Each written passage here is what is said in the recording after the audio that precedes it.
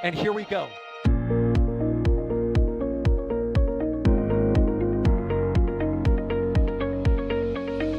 have liftoff. Propulsion continues to be nominal. R68 chamber pressure looks good. Following up. Roger, roger, planet. Water towers fly! Yes! Tango down to nominal. Flight downside FD off. Bring in FD off. Off. It's orange! 145! Oh my god! Decollage. Look at this! Put that in the big bag, 343 unfolds to go. Indeed. We rise together, back to the moon and beyond. The methane would be igniting in the flare, correct? Yikes. You bet. Sure. We don't need any more of these.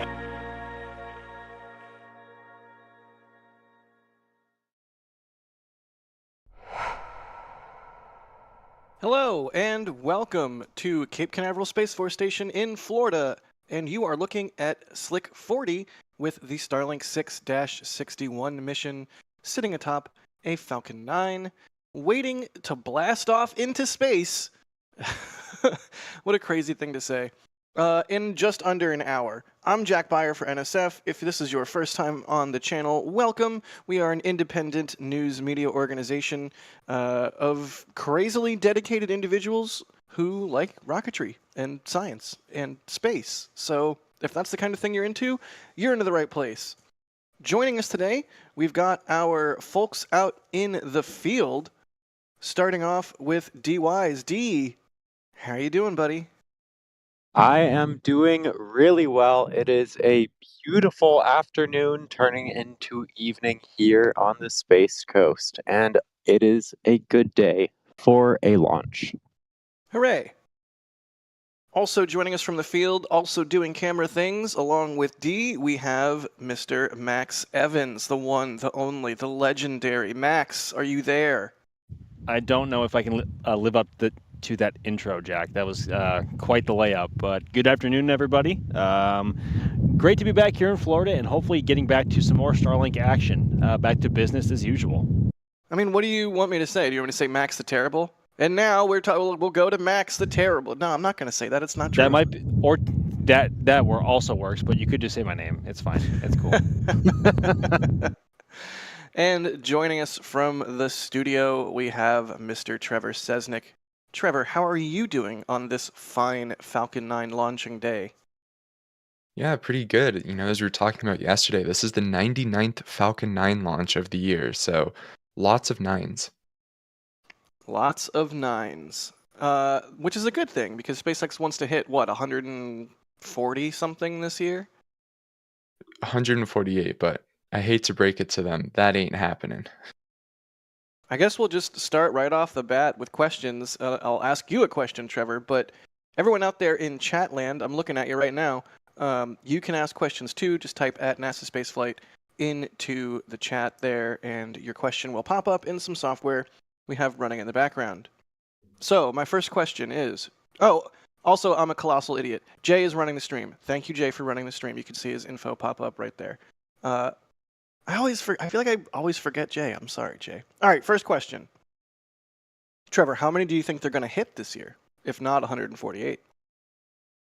My guess is, so the 148 launch goal that they laid out was just for Falcon, and there's just no way they hit that. I personally am thinking that combined Starship and Falcon, they'll probably reach 130, 135, somewhere in there. So it'll still be very impressive, right? It'll be over a 33% increase in terms of number of launches from last year, but still definitely well short of that 148 launch goal number that was laid out at the start of the year. I mean, anything over 100 is insane. And they're already over 100, and it's October. Nice. Max, can we get a weather check? Dee said it was a nice, beautiful day. I mean, I see a little bit of wind going on with the little bit of camera shake. It's just unavoidable. Like, what's the weather situation there on the ground? Is it hot? It is a bit breezy out here today, and there's a bit of a low-level cloud washing over us, but it's scattered, so there's still plenty of blue sky to go around, and the sun's going down behind us. So temperatures are actually pretty pleasant out today. I think it's currently in the low 80s, which is actually not cold, obviously, but it's comfortable, and this is what we like. We don't like 90+ degrees and 100% humidity. That's not ideal. But I think the latest forecast from the 45th Weather Squadron was, I think today was only a 15% probability of violation for the launch window, which is very good, which means, of course, 85%, hopefully good weather. At the moment, I think Julia pulled off some data from one of the buoys out in the LZ not too long ago, maybe a few hours ago, and the swells were around 6 feet, which is not great, but it's not terrible. I mean, SpaceX has landed boosters in worse swells than that, but I guess it just depends on the spacing in between the swells and what they're actually peaking at their highest. But so far, just here on the ground, everything is looking, besides the breeze, obviously, which doesn't seem to be overwhelming, everything seems to be going in the right direction. Hooray, I like the right direction. So the payload for today is going to be, again, Starlink satellites. This is the 6-61 mission, and then I was talking while muted that whole time. Wow. I'm a big dumb idiot. Trevor, give us a mission overview. This is Starlink 6-61. More Starlink satellites, more better? Question mark? Yeah, definitely more Starlink, more better. So this is the second launch attempt of this mission, right? Of course, they attempted to launch about 24 hours ago, but unfortunately ran into weather problems, so weren't able to launch during yesterday's window and pushed to today, whereas Max was saying the weather looks fine. We'll see if SpaceX we'll see here in about 10-15 minutes whether SpaceX is go. But that said, this, of course, is launching from Space Launch Complex 40. This will be SpaceX's 211th launch out of Slick 40, and this pad was actually just used about 5 days ago. So by no means their quickest turnaround, but just goes to show that they're using this pad a ton, and it really is their workhorse pad at the moment. The booster on today's mission is B1073, flying for its 18th time. So this booster debuted on Starlink Group 4-15, then it launched SES-22, Starlink 426, 435, Hokuto R Mission 1, Amazonas Nexus, CRS-27, Starlink Group 62, Starlink Group 511, Starlink Group 612, 627, 637, 641, Bandwagon 1, 658, 89, and 107. So one of SpaceX's older boosters at this point.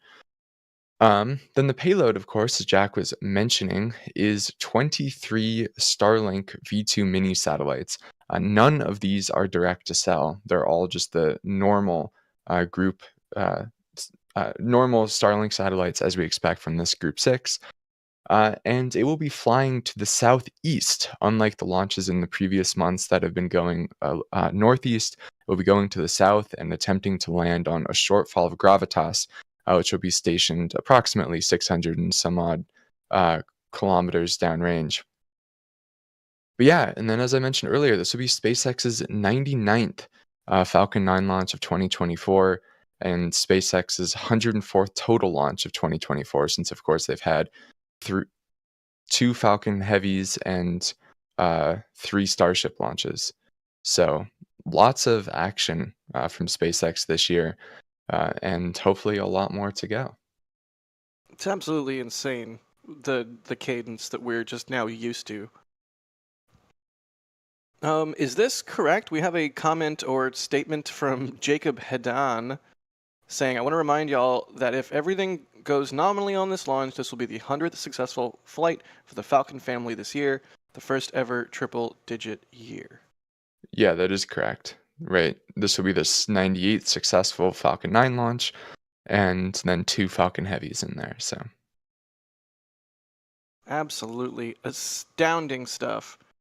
I just started listening to Eric Berger's new book finally, and for this to go from a decrepit old Titan 4 pad to essentially the preeminent most active launch pad in the world. Is that fair to say? I think that's fair to say. It's just insane. Yeah, the story that Berger told of Elon's insane goals of refurbishing the pad for Falcon with, an order of magnitude less capital than it takes other companies was certainly an interesting story. Good stuff. Dia, what cameras are you rolling today for the launch? Well, honestly, nothing too special this time around. I have my usual Z cam for tracking.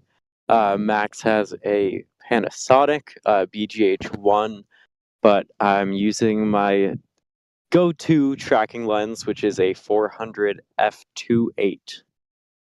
That's the one that notoriously was, shall we say, jostled when we went to New Mexico.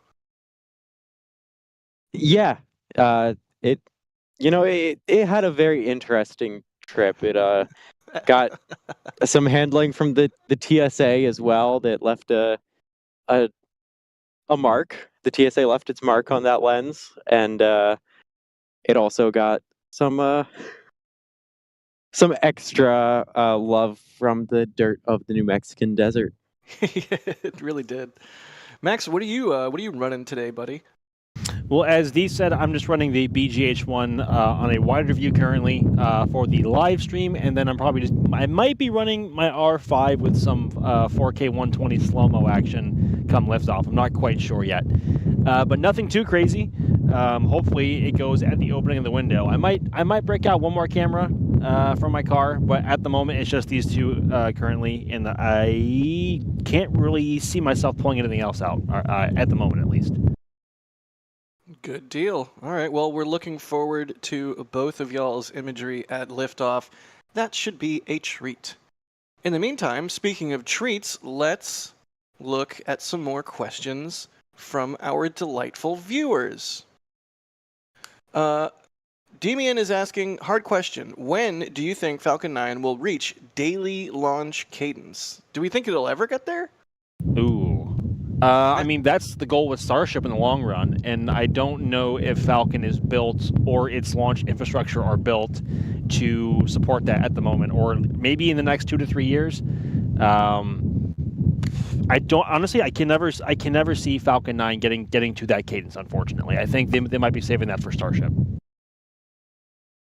What is it right now? Trevor, is like once every 2 or 3 days, roughly, on average? Yeah, on average, it's about 2.6 days right now, give or take. But that includes Starship. But obviously, that's fairly insignificant right now in the grand scheme of things. I think also their fastest turnaround time of Slick 40 at the moment is just over 3 days, and teams were under 3 days. Excuse me. And teams were already busting their butts trying to get the pad refurbed and ready to go to receive another full stack Falcon in that time, because with as much action as Slick 40 sees overall, it takes a true beating. So that pad is an absolute workhorse. Yeah, the fastest turnaround is 2 days, 19 hours, and 40 minutes. That's just bonkers. Perhaps I overuse that word. But it's truly astounding. It cannot be understated, the insane thing that SpaceX has managed to pull off with Falcon 9. Insane things, really. It's not just the cadence, it's also the recovery, which, have we talked about recovery yet? We did talk about recovery, unless you're segueing into the interesting post we got from Kiko the other day. Yeah, that's exactly what I was just thinking of. This Falcon 9 here is going to land on a Shortfall of Gravitas, but Gav, our very own contributor, who is fleet master and always watching the boats, was sort of musing about a fourth drone ship for Falcon 9. And yeah, we got this interesting response from Kiko. 3 drone ships can support north of 200 Falcon launches when you mix in RTLS missions every once in a while. This year, the team demonstrated 4.5-day landing-to-landing cycle time. If you assume 5x days landing-to-landing to add a little margin, you still get 219 missions. It's a brittle plan that relies on very little unplanned downtime, but it can be done. There's definitely a lot more juice to squeeze out of our current ships. Interesting. I mean, it's sort of been an ongoing topic of debate, or I don't even know what you want to call it, but people wondering if a fourth drone ship is going to make an appearance at some point. Maybe put 2 on the West Coast to match the 2 on the East Coast. But either way, that comes alongside Slick 6. I mean, I bet you're right. I'm also just worried because there was that. I don't want to get political. There was that stupid California thing where they like rejected an increase of launches out of Vandenberg. Yeah, but there's no way that doesn't get overturned. I mean, even Gavin Newsom was like, "This is one of the stupidest things I've ever heard of." So there's no way a court lets that stand. Right. So I mean, you know me. I love Slick 6. It's a legendary place.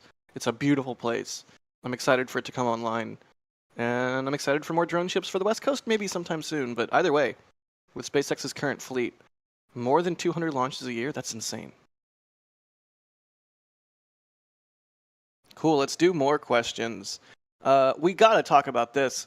At McGregor, SpaceX's engine testing facility, earlier today, they fired a Raptor like 34 or 35 times back to back to back. Bonkers. That is the ultimate in just Raptor punishment. Yeah, like how many? Like at that point, they're just testing until absolute failure, maybe. Right, and that's insane. Yeah, and I mean, I watched it. I sat here and I watched the whole sequence, and it didn't look like anything was going awry as they continued to do those relights. But obviously, I'm not a. Hey, Max, we sold one of your prints. Nice. Ew, nice. But yeah, look at that. I don't think the log on the left-hand side of the screen there has ever been that insane. That's just comical at this point. Like whoever coded that overlay, like props to having it not just completely break after like 15 or 20. Oh, hey, look at that. Also looks like 1090's a bit frosty, maybe. It is. I see vapors there. Oh, Look at that. It vented just for us. Thank you, 1090. There's a lot happening right now. Yeah, at this very moment. It pays to pay attention to what's going on at McGregor for this exact reason, which is why we have McGregor Live. So if you've never checked that out, be sure to at some point. But yeah, they're not only doing this insane number of Raptor firings, they also fired off a Merlin for some reason, and looks like they're getting ready to test this Falcon 9 First Stage B1090. So pretty neat. But the question from Too Legit to Quit 3D is asking, that crazy Raptor they fired however many 30-something times, do we think that was Raptor version 2 or version 3? Let's go around the horn. That's the question of the day. We know it's 2. Is it 2? Yeah, that the tripod has not been converted to Raptor 3 yet. Well, alrighty. Oh, hey. Speaking of a lot of things happening right now, Yeah. I think we just got confirmation that Dragon has separated from the station. So Crew 8's Dragon capsule has just separated for their return to Earth. I mean, it's an idiom. I say it a lot. SpaceX firing on all cylinders. Just utterly astounding. That the amount of just the amount of things that SpaceX is able to do simultaneously. And while Should they're we doing say all of this, firing on all nozzles rather than cylinders? turbines, firing on all turbines. We'll workshop it. Firing on all chambers. How about that? Chambers, yes, chambers. I like it. Okay, so there's Starbase testing tonight and tomorrow. Yeah, that's what I was about to say before D's awful pun. Sorry, D. The Starbase is not without activity. They just rolled out a booster and they're getting ready to do some sort of testing with it tomorrow with a 12-hour closure. So we shall see. Finally, Finlay, thanks for coming a PadRat member. Musical Wolves, thank you for the support. They say, do you think we will see a Starlink Starship launch in the next year? Will it be from the Cape or from Starbase? Let's go around the horn on this. I'm going to say yes, and it's going to be from Starbase. Max, what do you think? I will also say yes. I'm like, if it's going to be from here or Starbase, I'm probably at about 75-25 from Starbase. But with activity maybe ramping up here, hopefully soon at the Starship facility at Pad A, I don't want to rule out a 2025 launch yet. Although, as unlikely as it seems right now, I cannot rule it out entirely. So I'm at about 75-25. Yeah, that's fair. It's SpaceX. You never say never in regards to anything that seems seemingly impossible. I think we've learned that lesson over and over again. D, what do you think? See a Starship launch? A Starlink Starship launch in the next year, and where from? I think we'll definitely see a Starlink Starship launch next year. Where from? I mean, Boca's a safer bet, probably. I want to say from here for sure. I course want to you do. get You live Starship there. launching out here. Yeah, yeah. I live on the best coast. I want to see a Starship Starlink launch out here. No, you can't recant. You told me the West Coast was the best when we were there earlier this year. You agreed. You cannot recant. Well, I think D just did. So I'm pretty sure I have. D exists on multiple videos, probably simultaneously from multiple angles, saying that West is best. I think I 100% have said that while being recorded or live from multiple cameras. And you know what? When Starship launches from the West Coast, then I'll say West Coast, best coast again. I'll probably say it before then. My mind is not made up. That's fair. Oh, there we go. We have Crew Dragon right there. Looks like it has undocked as we saw.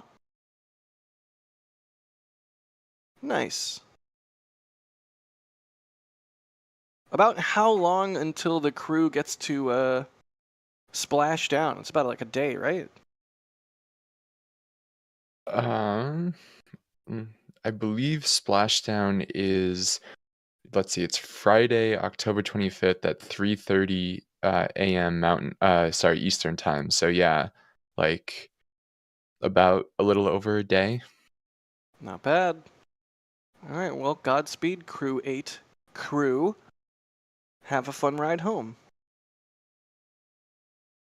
I was gonna say it feels kind of sad to not have Matthew Dominic on the station taking the amazing shots that he has for the past 6 months, but then I remember we have Don Pettit up there right now, so I think we're all pretty well taken care of.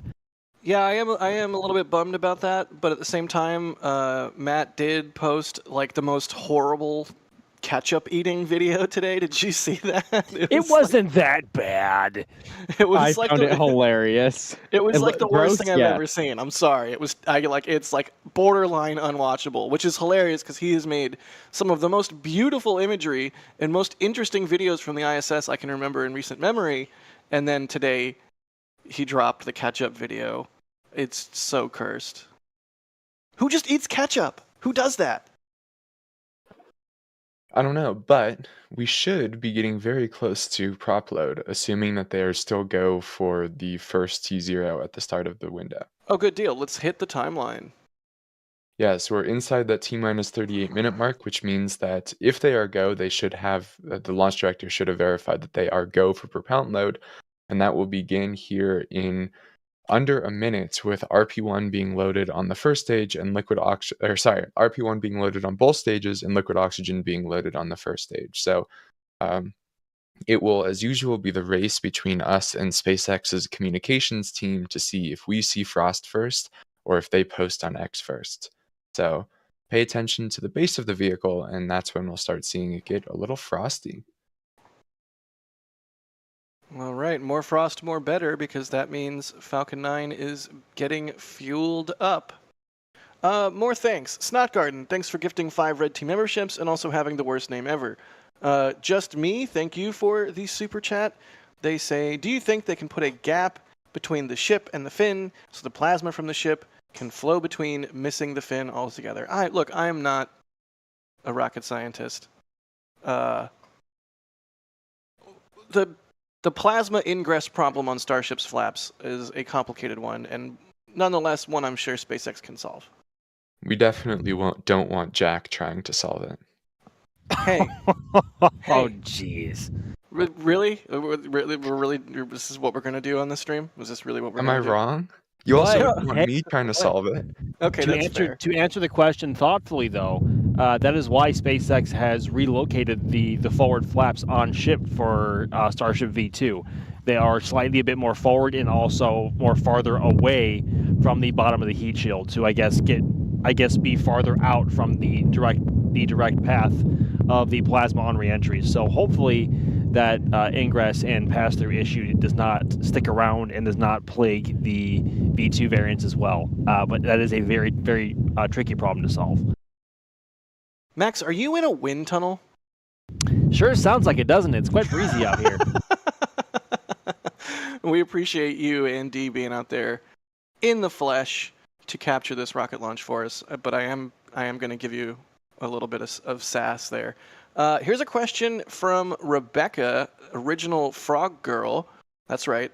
They're asking, what's our all-time favorite Falcon 9 launch? Ooh, that's tough. Trevor, do you have a favorite? In-flight abort. Oh, man. See? You stole mine. That's a really good answer, except I'm going to die. I will be on my deathbed, and my final words will be either damn you SN11 or damn you in-flight abort, because both of those, it was like right into a cloud, sorry, bye. And I think only of us, I think only Das had lens on the explosion for IFA. Deed, were you out in Florida for that? That was I actually talked a bit about this yesterday. That was my first ever launch I saw up close in person, and I had lens on the explosion. You lucky dog. So that's your favorite. Max, what's your favorite? Probably Orbcom 2, Flight 21, just because of the pressure that SpaceX was under to prove the capabilities of Falcon 9 even further, especially following the anomalies that it had before, and also it just being the first time they recovered a first stage booster. So Flight 21, Orbcom 2. Good answer.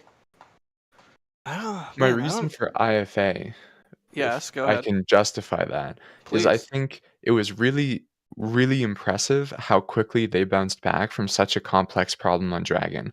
The fact that they went from, within under a year, blowing up a Dragon in a static fire to doing probably one of the highest risk test procedures of an abort system to date. Like, that was impressive, and they nailed it. And I definitely see why after that test, Bob and Doug were like, I'm not worried about flying on this spacecraft. Yeah, completely fair justification. Not to interrupt, but I do think I see frost down there at the bottom of the booster. And as I say that, SpaceX tweets that propellant load is underway for this Starlink launch. Hooray! Rockets can't go without propellant. Propellant can't go in the tanks without frost. So seeing frost is a good thing. And dang, is it rising fast already? You what now? The frost is rising fast, Max. I was referring to the statement before that. What did I don't even remember what I said. Go back to your wind tunnel. Gladly on the best coast. Yeah. No need to rub it in Jack's face, Max. We already get to live here. Hey, I grew up just there. try rubbing it in his face? I grew up there. I fled. I fled as soon as I was financially able. No. You were on the wrong Florida coast, my friend. I don't know about that. Gulf Coast better than Atlantic Coast. The Atlantic coast has launches, and a lot of them. That's true. And we launch people, and we're going to launch Starship soon. It didn't have that many when I was growing up, though, to be fair. That seems like you were just there at the wrong time. Skill issue. What do I even say to that? Moving right along. Rankley, thanks for gifting a Red Team membership. B1062, thank you for the super chat. I'm super sorry to hear about your dog, Callie. Oh, that's a shame. Hang in there. Yeah, we'll dedicate this Starlink launch to your Australian cattle dog, Callie. Godspeed, Callie.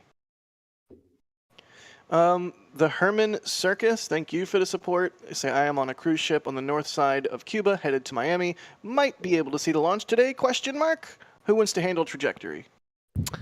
Well, because it is launching southeast today, given the time of day, it might be tricky to see it, but I would not rule it out entirely, especially, well, they're prop loading now. They are committed. I would not rule it out entirely. I'm not quite sure what the light or the sky situation looks like for you weather-wise, or cloud cover, or really much of anything. But I would not rule it out entirely. So I guess we'll have to wait and see, and if you do see it, get some pictures and show us. Yeah, I always love to see the sort of stuff that people can get, especially from interesting locations like that. So please do. If you get sight of it, if you get even like a cell phone photo, tweet it out, tag us. I think you mean post it on X. No, I mean tweet it out on Twitter. I paused to see if anyone would challenge me on that. Let's move on. RC Horseman, thank you for gifting 5 Red Team memberships. Bideford, what's up, Bideford? Also gifting 5 Red Team memberships. Y'all are the best. The membership program is so important to what we do. You know the deal. You can become a member and you get extra perks. You get cool things at the various different levels. And honestly, we could not do this without the membership program. So thank you to everyone gifting a membership, because not only are you helping support us, you're also helping out your fellow viewers. Ethereal Swordsman's asking, what are the 4 towers for? Wrong answers only. There are giant inverted ice cream cones, and the ice cream melted because Florida hot. Trevor, go. TikTok. Really? Max, go. Trevor's taking too long. I was going to say the answers from yesterday to this very question were gold, so I'm going to say that they are the bases of catapults. All right. D? They're obviously mini Eiffel Tower replicas, but they just weren't well built. Was the original? Okay, Trevor, tell us what they actually are. How about that? That sounds like a good Trevor task. Yeah, they are. So basically, they create a Faraday cage around the vehicle. Since you don't really want lightning striking your multi-million-dollar payload and launch infrastructure and rocket or whatnot, you can basically have these towers up with these cables between them that make it so that any large electric field flux coming through in a lightning bolt gets directed to the outside as opposed to the inside of that cage. Yeah, the lightning arresting devices it's a catenary wire that is strung from the towers, or wires, I should say. It's not the actual towers themselves. Fun fact. Yeah. I have a better answer. Go.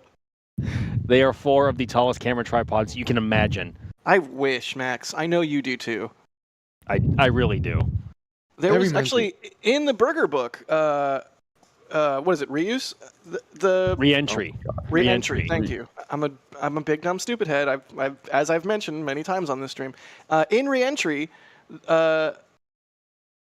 Burger talks about employees going up onto those very lightning towers when they were first showing a Falcon 9 stage at Slick 40.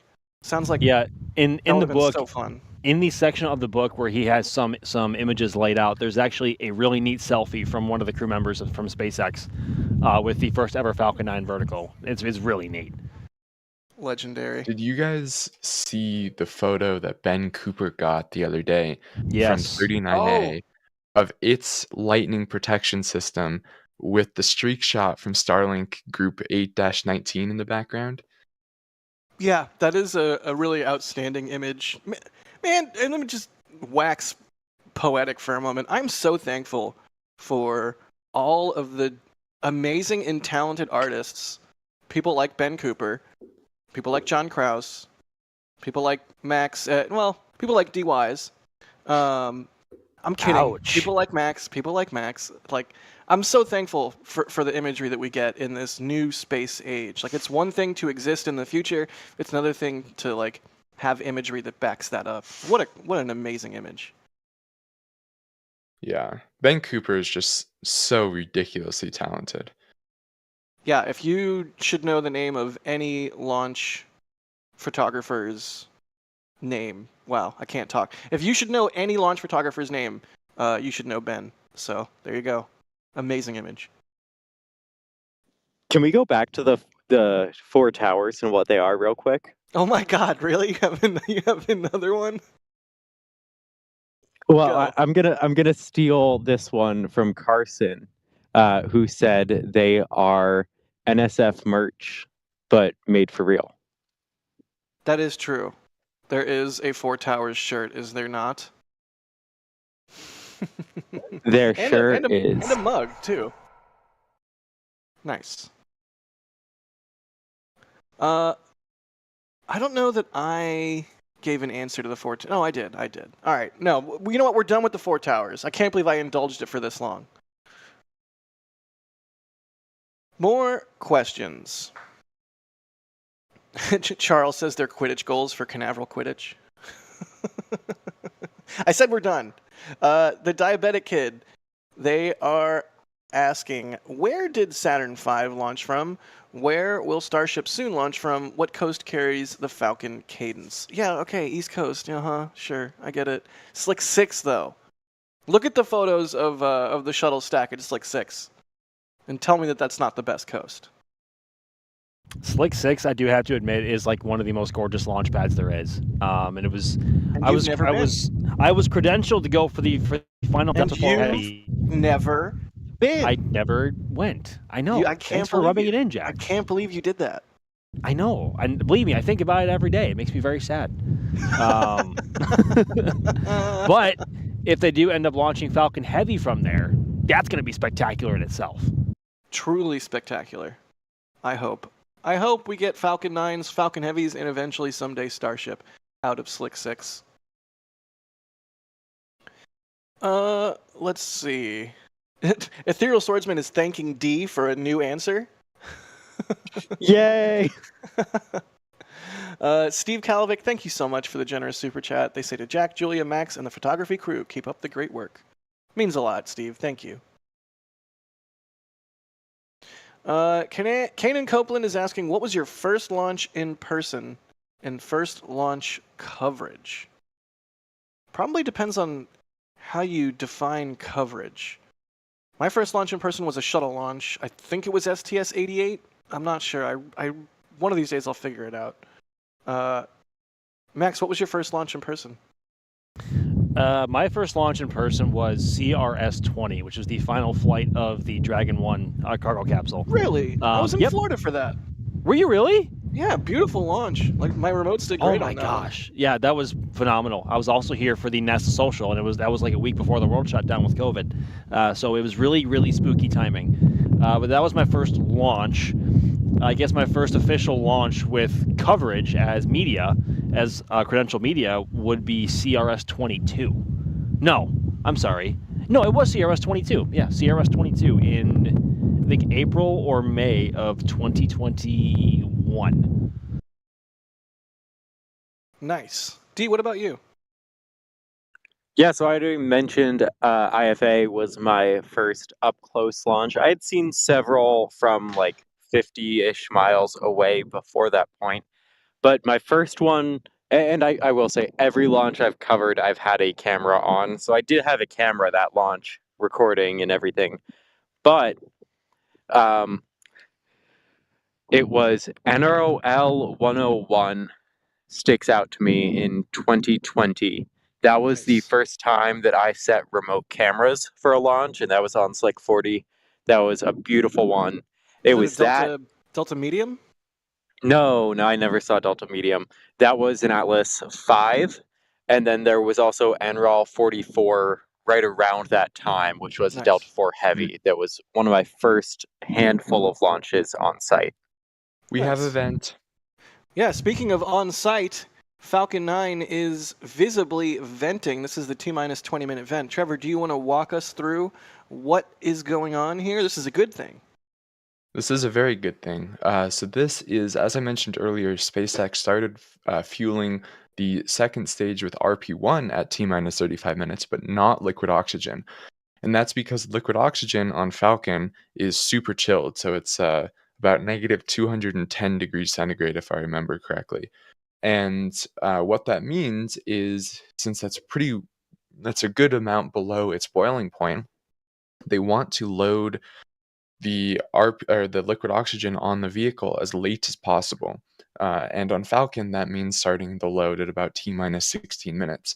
So what the T-minus 20 minute and 20 second vent does is it just prepares those lines for liquid oxygen load here in a couple of minutes. Good deal. So things are progressing as expected. Exactly what we want to see at this point in time. Trevor, what was your first launch?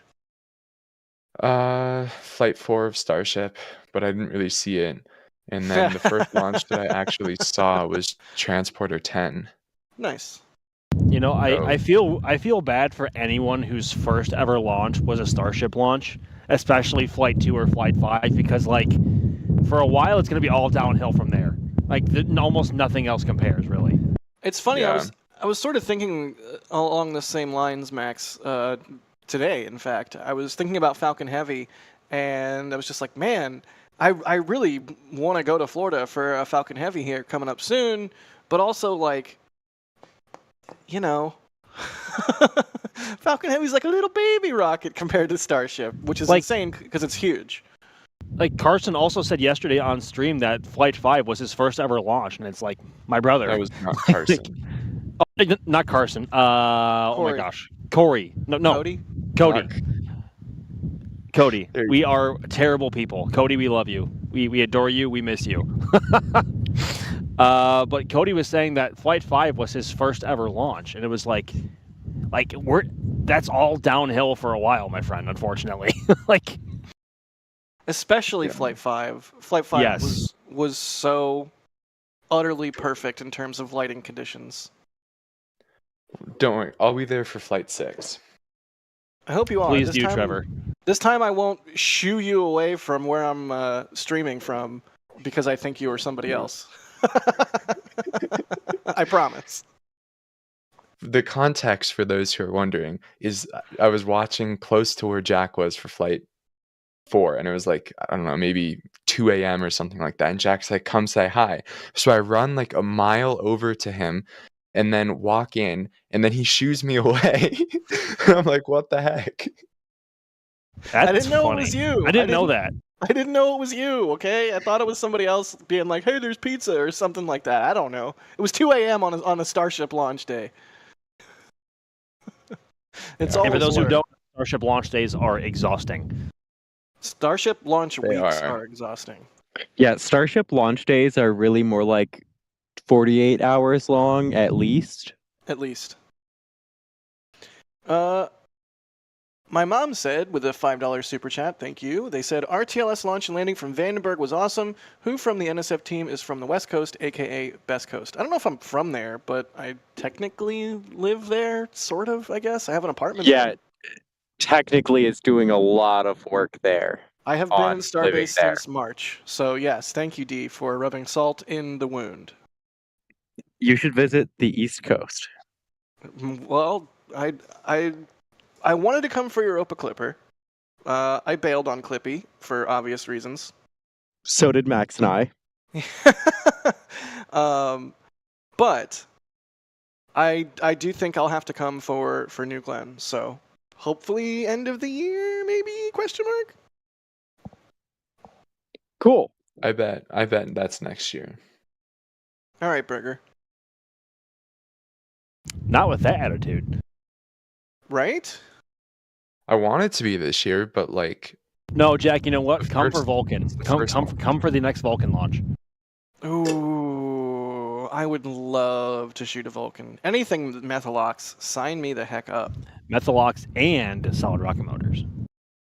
I said sign me the heck up, Max. You don't need to keep selling me. Jack Vulcan. When now is I'm- the next Vulcan?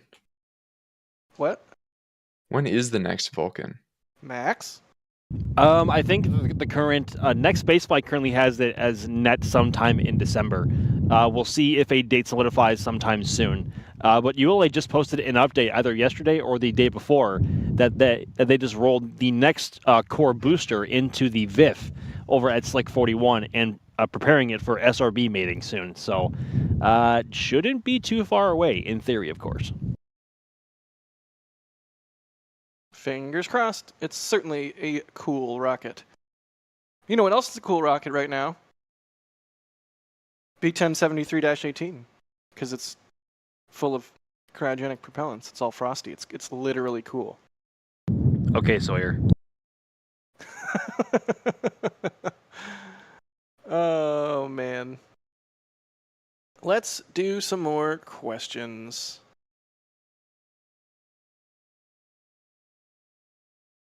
Matrix is asking, favorite Starship launches in order, starting with 5 and ending with 3, obviously. You know, I think Flight 2 is still my favorite. Although 5 is like real close. I don't know. Ask me in a week and we'll see how I feel. Why But, ending in 3, obviously? Because 3 was super not visible, right? 4 was even worse, even though I wasn't there. Yeah, I mean, any imagery from either Riverlot or SPI was like non-existent. Yeah, I'm thankful I did the crazy moonshot fly in a plane thing for 3, because even though I didn't get anything cool, turns out nobody did. I think if I had to rate the launches just on my end, it would be 5, 2, 1, 3, 4, and I wasn't even there for 4. 5, 2, 1, 3, 4. Yeah, I would agree with that. So I'll rank the ones that I was there for in person, which would be I'll go 5, then 2, then I'll just throw SN15 in there, then Flight 3, then Flight 4. Okay, great. But can you guys rank all of the Falcon launches you've seen real quick? Yeah, sure. Number 1 being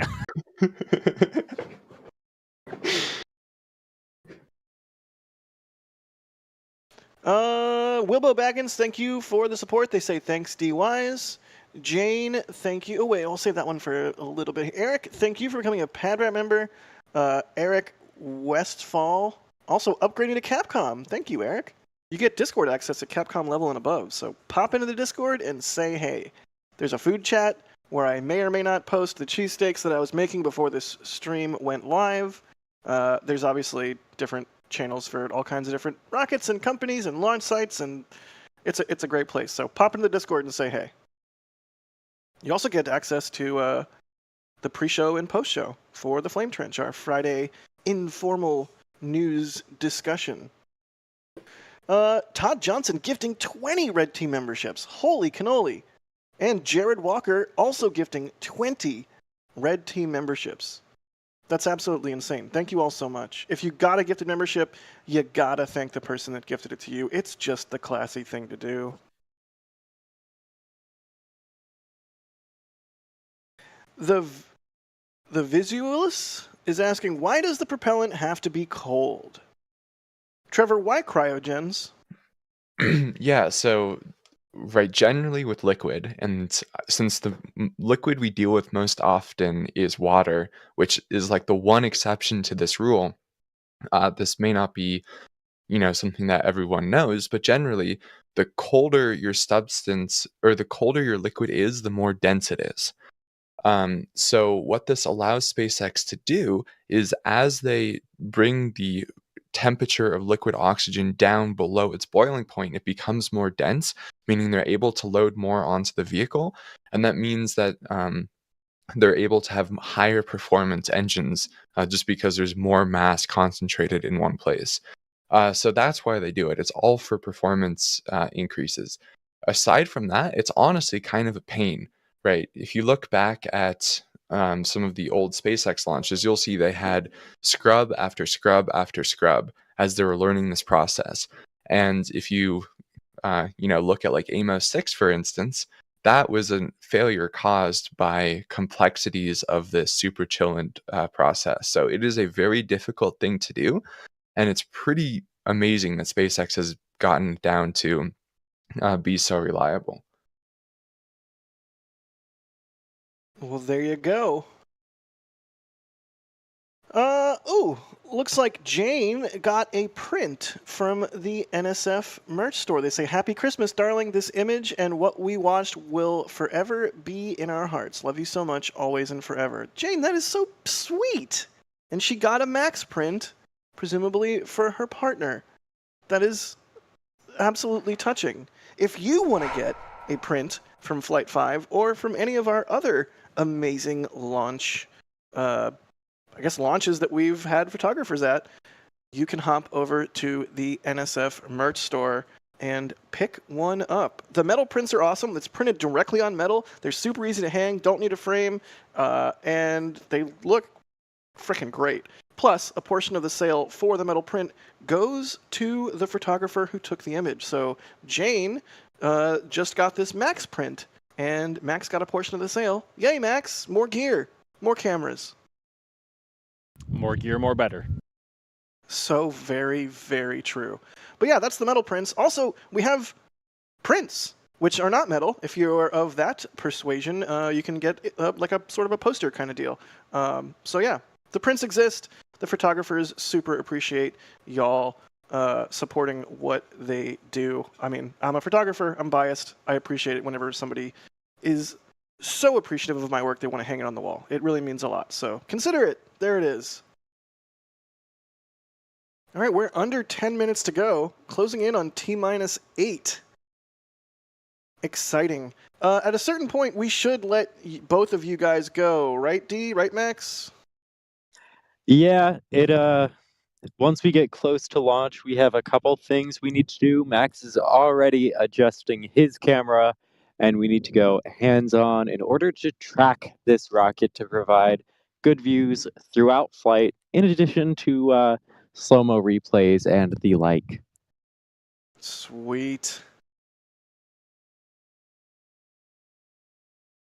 All right, well, clock is continuing to tick down. You know what? I'm just going to say it. You all know how YouTube works, I'm sure, but if you are not subscribed, hit the little subscribe button. And if you think you're subscribed, check and make sure you're still subscribed. It really helps the channel out a lot, and it doesn't cost a thing. So, you know, if you want us to continue to grow and thrive and be able to do more cool stuff, it doesn't have to be a monetary support kind of thing. Just, you know, do the YouTube things. Hit the like button. Make sure you're subscribed. Turn on the notification bell. I know it's cliche. I know you've heard it a million times. I know you know how YouTube works, but really, it means a lot. It helps us out. And, yeah, doesn't cost you a dime. Under 7 minutes now. Trevor, are you excited? It's a Falcon launch. I don't know if you know this, but I kind of love Falcon 9. What? You? Really? Yeah. No.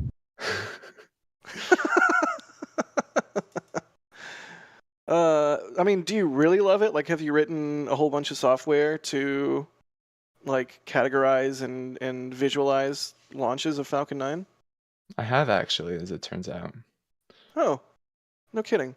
Is there some sort of publicly addressable website that somebody could go to look at that? If you wanted to, you could go to boostertracker.com and see a bunch of graphs and whatnot, but If to each you their own. if you like Trevor's math brain, you might actually like boostertracker.com.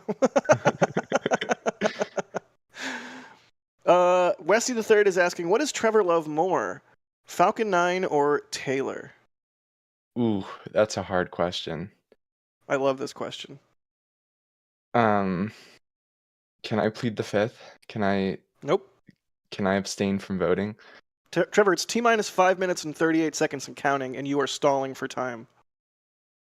I mean, objectively, like, Falcon 9 is going to do way more for humanity. I mean, it's so hard to compare. Like, my interest in Falcon and my interest in Taylor are so different. Like, music is obviously super powerful, and makes life better, but so does like what Falcon does. So trying to quantify those two things, I don't know. I don't want to answer the question. I like philosophical Trevor. Wow. I didn't think there was a version of Trevor I liked. Youch! That's so rude. I thought Max was the rude one here. Yeah, me too. Speaking of you guys, I'm going to send you off now to go do camera things. Godspeed. Make some art for us. Thank See you very on the much, other Mel. side. Okay. Don't worry about it. It's fine. Goodbye. Good deal. All right. Well, Max and D will crew their cameras and get ready here as we get ever closer to liftoff of B1073-18 launching. What do you Strong say, back lower has 23? started. 23 more Yep. satellites? 23 more. Another, I think it's like 2 or 3 terabit per second of bandwidth heading to orbit. That's insane. We are getting some SpaceX comms now. We'll do our best to not talk over it, but you know how it goes. And we can hear the rocket too. The rocket is like breathing. I always love that. Yeah. Roseanne, thank you so much for the insanely generous super chat. They say not in person, but curious how many's first launch was Apollo 11. Chat, sound off. You know the deal. I'm sure that a fair number of people watching actually had the pleasure of seeing Apollo 11. Waco Jones, thanks for the support. And Jack G becoming a launch director, your second highest tier of the membership program. Thank you so much, Jack G. Also, you have a great name. I mean, I'm not biased or anything. You have a good name. So Trevor, we heard that call out. Strong back retract is currently happening. A little claws that sort of stabilize the payload fairing are opened up, and the strong back is going to start to tilt back. Right? Why is that? Yeah, so it's all about protecting the transport erector. They want to get that as far away from the rocket during liftoff as possible to minimize the amount of flamey bit that is near the sensitive fueling equipment. Stage 1 LOX float is complete. They tilt it back a little bit by about 1.8 degrees. And then once the launch clamps once the vehicle commands liftoff, it throws back all the way to 100 and not quite 180 degrees, but probably 100 degrees, something like that. Sorry, a little over. I cannot math today. A little over 45 degrees, like 50, 60 degrees, something like that. I was like 100 degrees. Yeah, I can't math. It's all right. I can never math, so the fact that you can math a good chunk of the time is pretty impressive. All right, under 2 minutes to go. We should see another vent from the vehicle, or from the, from the strong back, right, Trevor? Stage 2 LOX Yeah, float so is complete. With there's that the call out. call, yeah, that LOX load is complete on the second stage. They're now going to start purging all of those lines to make sure there's no excess propellant in them for when those QDs disconnect at liftoff. Nice. Really beautiful shot. Gas launch closeout has Sun. started. Giving everything kind of an ethereal look. We're coming up on T-minus 1 minute when the rocket's onboard computers take control. And if it sees anything it does not like at that point, the rocket will say, I'm not going to space today, but hopefully that doesn't happen. And here we go at T-minus 1 minute.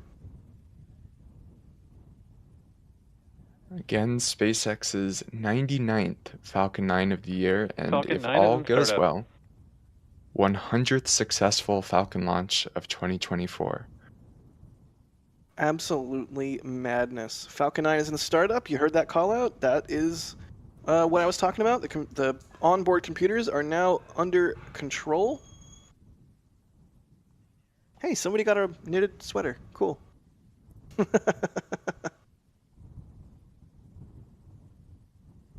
All right. Here we go. under 20 seconds. Keep your eyes at the base of the rocket. You should see the exhaust plume before first motion. Here we go, Trevor. And there it goes. Liftoff. Falcon 9 carrying 23 more Starlink satellites on the 6-61 shell. Let's listen in.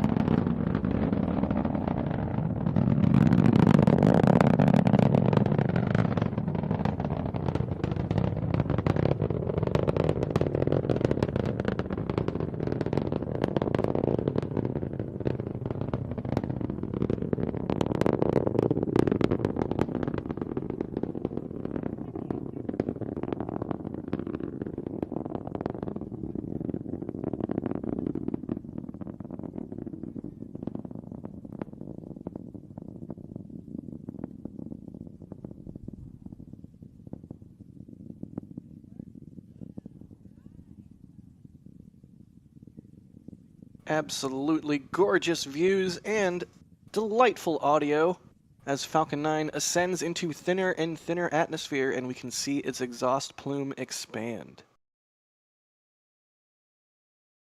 Truly a gorgeous one.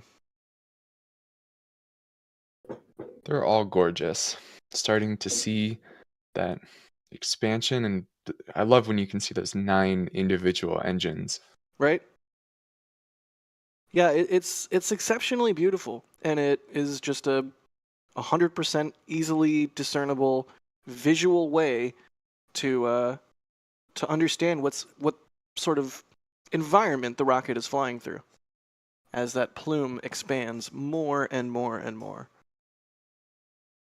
You can like really go down the rabbit hole of like, oh, what is a rocket nozzle's purpose, and what is overexpanded, what is underexpanded, what is a sea level engine versus a vacuum engine? Why are the nozzles on the vacuum engine so much bigger? Science. There's Miko. Physics. Alex physics or regular physics? Just regular physics. Oh. And there's stage 2. There's stage 2 doing its thing. You can see just barely there some RCS puffs. That's the reaction control system from stage 1 as it prepares to orient itself to come back into the atmosphere and land on the deck of a barge in the middle of the ocean. In this case, it'll be a Shortfall of Gravitas.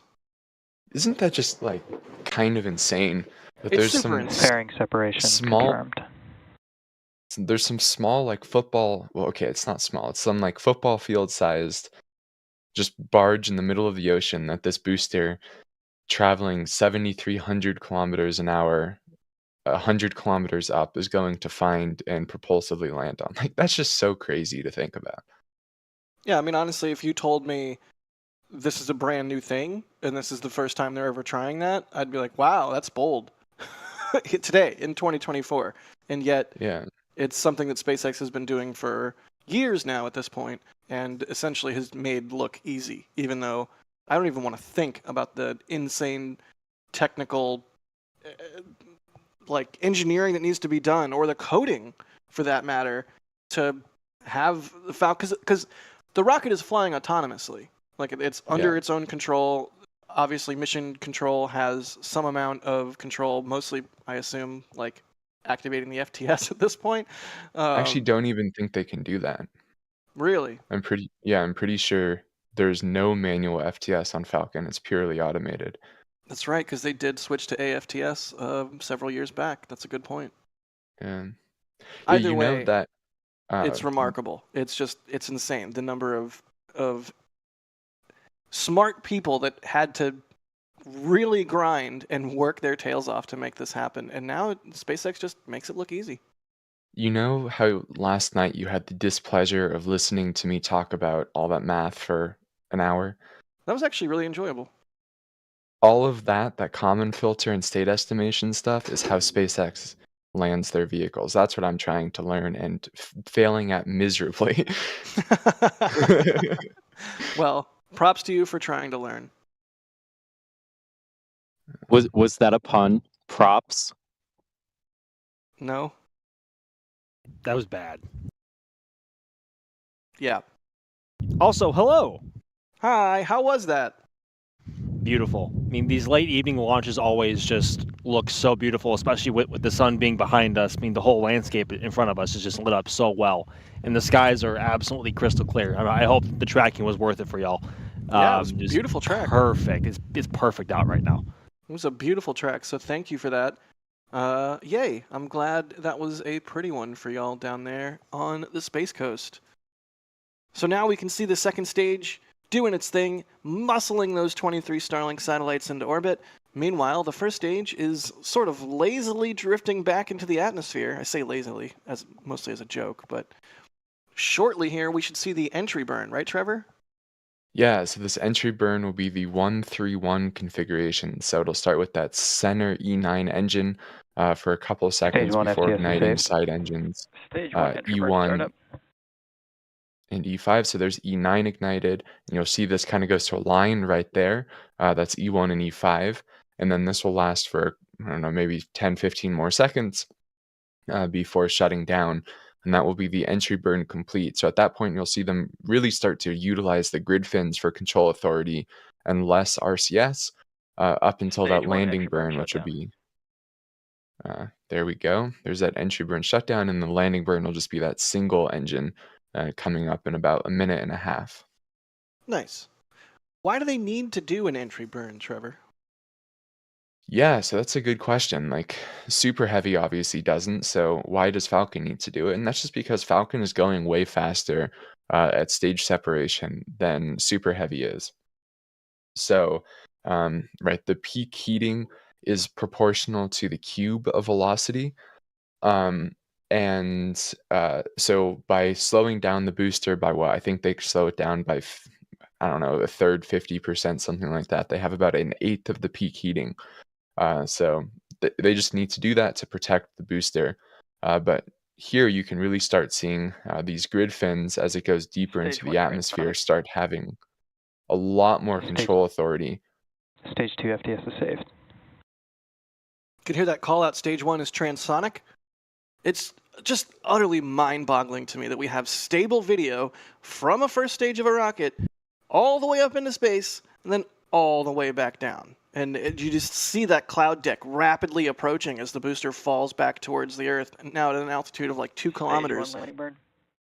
There's And the hopefully landing burn. audio from ASOG again. Oh yeah, let's listen. I'm going to shut up.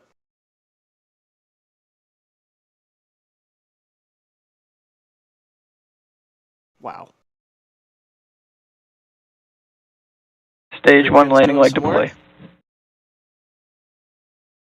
Just some tiny barge in the middle of the ocean. It's madness. Utter madness. I love things that make me Stage feel one like I'm landing living burn. in the future. And that, right there before your very eyes, makes me feel like I'm living in the future. Hooray. And that was SpaceX's 16th consecutive landing and 357th landing success of a Falcon booster. Sorry, I need to specify now because I do consecutive and total landings by family of rockets.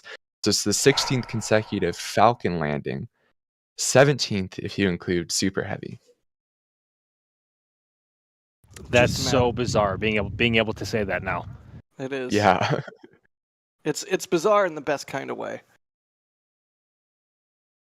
All right, I'm being yelled at in our back channel and in YouTube chat as we wait for the slow-mo replays from the field. Here's a question from Kevin Michael Reed with a $5 super chat. Kevin's asking, if I lick a booster, will my tongue get stuck? Also, why is Ship 26 the best ship? It's not. Hashtag Oh, hold on, Ship26 hold fan on, hold club on. president. Why is it the best ship? There are many reasons, No. none the least of which There's that not. I got to see a static fire of said ship. That's meaningless. I am interested in the first part of that question as well. What does happen if you lick a booster? I don't want to. Okay, first not a off, I cold one, hope at least. I hope it's a first flight of the booster, so you're not licking soot, because yuck. But also, I feel like your tongue would get stuck. I mean, it'd be a full-on Christmas Story situation. Oh, classic. Someone named Anonymous, that I definitely don't know who it was, got a store print. Which print did they get? Let's see. Ooh, they got the VAB at sunset. D, is that one of yours? It sure is. That was a beautiful time when we got to see that set of sunsets behind the VAB. No clue who that could be. Yeah, no idea whatsoever. None at all. In the back channel, D told me to get their print, so I got it. Nice. Thank you, Trevor. It's a really cool shot. I can't wait to have it on my wall. And you didn't get any of mine, Trevor? Saturday? I am poor right now. Well, dang. I will get one of yours soon. Don't worry. That's part of the problem. We have so many really good prints that choosing which one to get is hard. It is tough. Well, thank you for that, Trevor. A portion of the sale went towards D.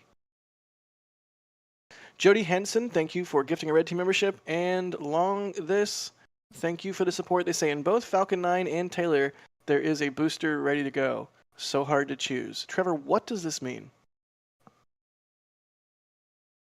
I don't know. All right, well. That could be embarrassing if it's an obvious Taylor reference. It sounds like an obvious Taylor reference that you just completely flubbed, my guy. Ouch. Yeah, do better.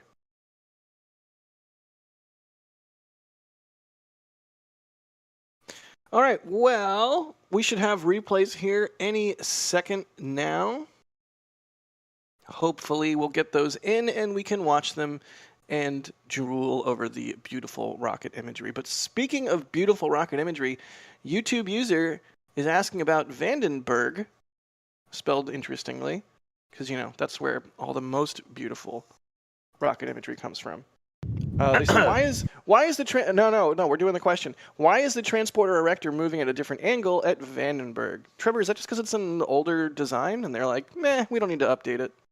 Yeah, I hate Vandenberg's pad with their really ugly, hideous transporter erector that does work differently.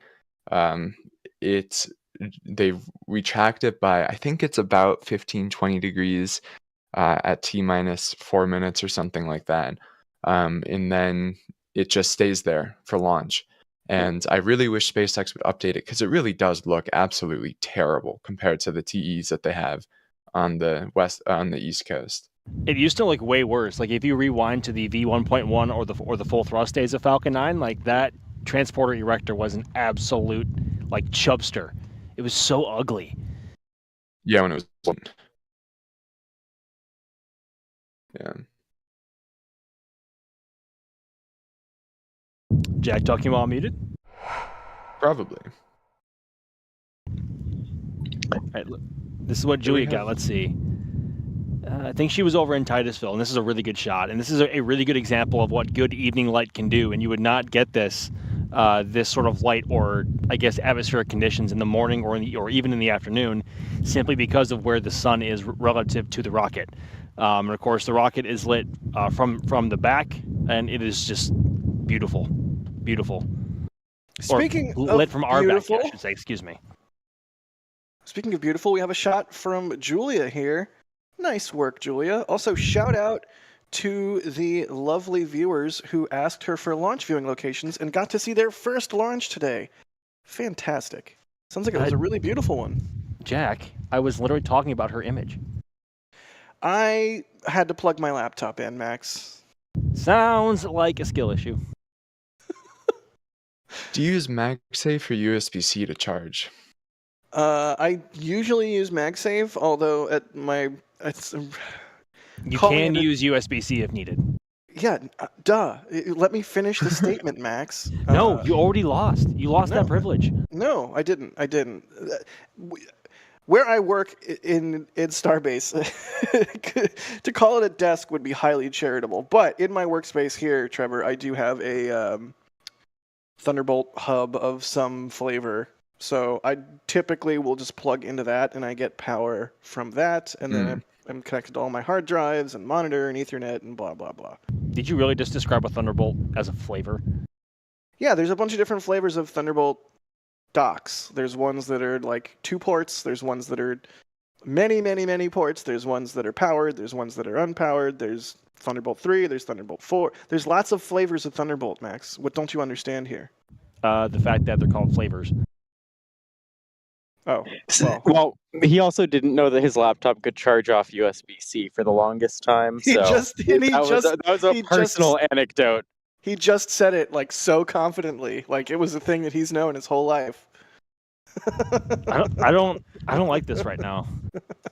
You know, Skill we issue. need to also congratulate Jack. Yesterday, he learned how to navigate a file structure in Terminal.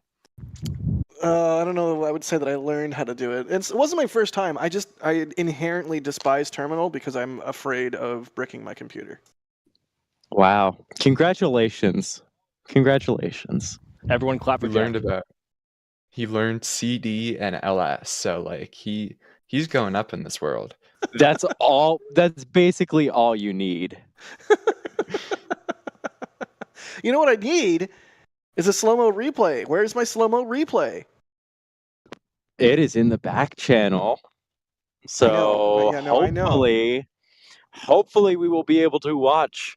Oh, and the chat is recommending some commands. I'm just gonna blanketly say don't do terminal commands that you read in YouTube chat. Oh my god, will be bad. Yeah, do not do fair not do warning to RM everyone. -RF. What does that do? What does that It ruins It moves all of your everything. files. Yikes. Thankfully, I'm stupid, but I'm not that stupid. That's why I treat Terminal with respect. Before I type anything into it, I'm asking like 3 people, like, are you sure this is okay? So mean. Chat, that is so mean. Wow. Watch My Mustang, thanks for the super chat. That's not mean of you. C Dated, thank you for the super chat. They say, shout out to the best ship ever, Ship 26. She's been my wallpaper the last 6 months. Buddy, you need better wallpaper. I miss live wallpapers that when they were more of a thing. I could have had a Ship 26 static fire as my phone's Are they not a wallpaper. thing anymore, really? I'm not sure. They're not as big of a thing for sure, and it became more complicated. I think Apple Isn't might it- have removed them. Isn't it mutually exclusive to have a live wallpaper and like the cool effects? Like the Like overlay having- or whatever? Yeah. Yeah, I think it might be. I This turned- don't use those effects anyway. This turned into a Apple podcast, so I'm sorry everybody that out there that hates us, but you know what? We're nerds. Hey, look, a replay. Squirrel. Shiny object. Right? Flamey object, even better than shiny Flamey object. The only thing Flamey better than sooty a, object. yeah, like the hierarchy would be shiny object, then flamey object, then shiny flamey object, which is why Starship is the best. Shiny, flamey, sooty, and frosty object. Yes, also good. Also pointy. Also pointy. All right. Well, there was a replay from one of our KSC cameras. We're gonna play us out here. I'm gonna. Oh God, I forgot his name. What's the dude's name? To play us out, Bill O'Reilly. To play us out, we will watch these fantastic slow-mo. But before we fully go bye-bye, I do want to thank our crew out in the field, out there at Kennedy Space Center. The only reason we can do this is thanks to y'all's support. So D, thank you so much for rolling out and getting us some imagery. Always happy to be out here and covering launches. Max as well, thank you so much, Max. Pleasure as always, everybody, and thanks as always for coming to hang out with us for a beautiful evening Starlink. Hope to see you next time. Good deal. And Trevor, thank you so much for joining us. Yeah, of course, was a gorgeous launch, and now we have D's gorgeous slow-mo. Fantastic. Also, thank you to Jay for operating the stream in the background. You can see everyone's info pop up there on the right side of the screen. Be sure to follow everyone on whatever social media platform of choice, such as X, the Everything app. But yeah, with that, I'm Jack Beyer. Thank you all so much for watching. Stay tuned, because it sounds like we're going to have some Starbase testing in the very, very near future. And that should be a treat. But in the meantime, we will leave you all with this gorgeous slow-mo footage from D. Thanks for watching. We'll see ya in the next one.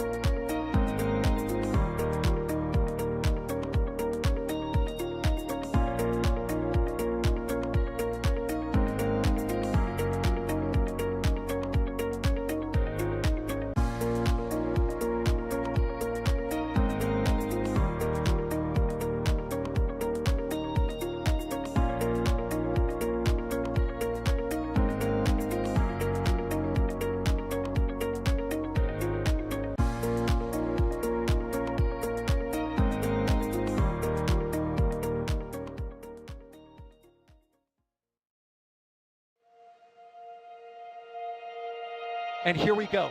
We